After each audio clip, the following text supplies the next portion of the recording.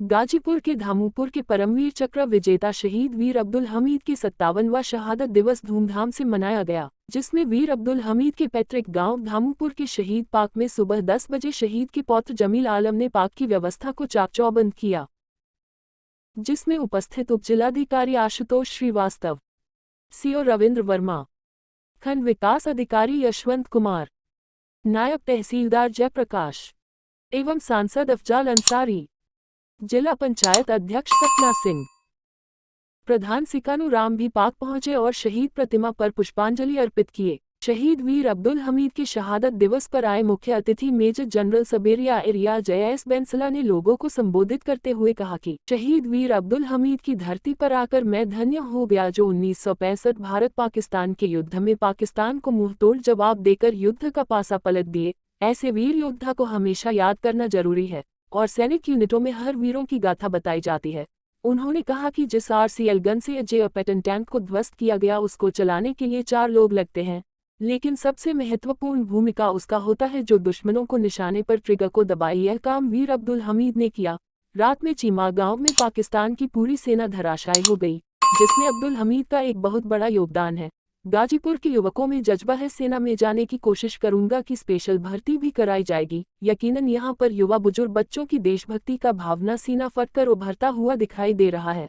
उन्होंने कहा कि वाराणसी में 16 नवंबर से सेना की भर्ती चालू है, रजिस्ट्रेशन हो रहा है। एक दिन दिया जाएगा, युवाओं के लिए सेना में भर्ती होने का सुनहरा मौका मिलेगा। उन्होंने शहीद वीर अब्दुल हमीद के परिजनों से मिलकर काफी खुशी जाहिर की। सांसद अफजाल अंसारी ने कहा कि इस धरती के वीरता का इतिहास बहुत बड़ा है।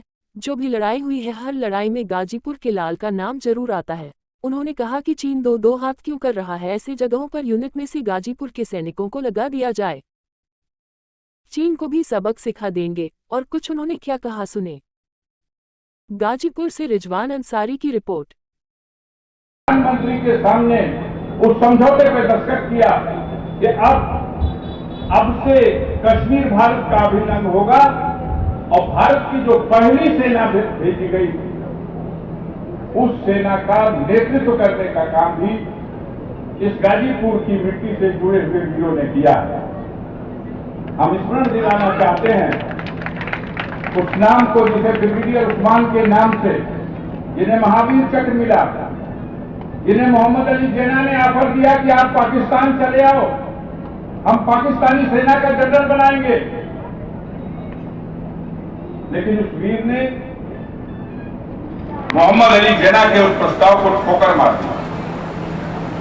वो झांगर घाटी, वो नौशेरा, जिसे प्राप्त करने के लिए दुश्मन की सेनाएं बेताब थीं और उसके प्रयास जारी थे, उन सारे प्रयासों को असफल करके वीरतापूर्वक भारतीय सेना और भारतीय सेना के नेतृत्व करने वाले इन वीरों ने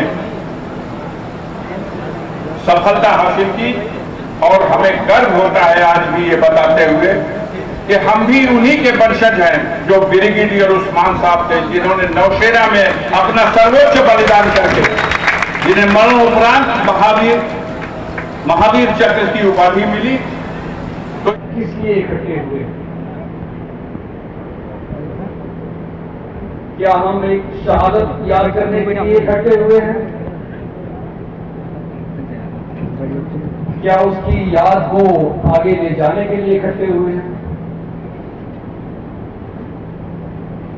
क्या उसके गांव के सभी लोगों को सम्मान देने के लिए इकट्ठे हुए हैं? जी हां, हम इन सभी चीजों के लिए इकट्ठे हुए हैं। अब्दुल हमीद परमवीर चक्र, परम यानी कि वीरों में सबसे अधिक वीर।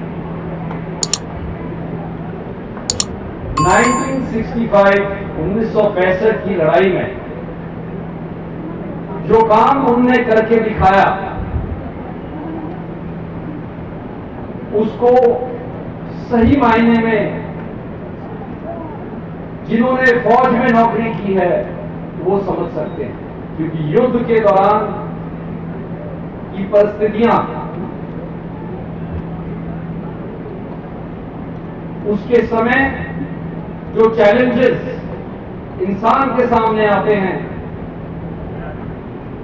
और उन परिस्थितियों पे काबू करके किस तरह एक वीर अपने कर्तव्य को निभाता है, वो वीर अब्दुल हमीद ने इस दुनिया को करके दिखाया।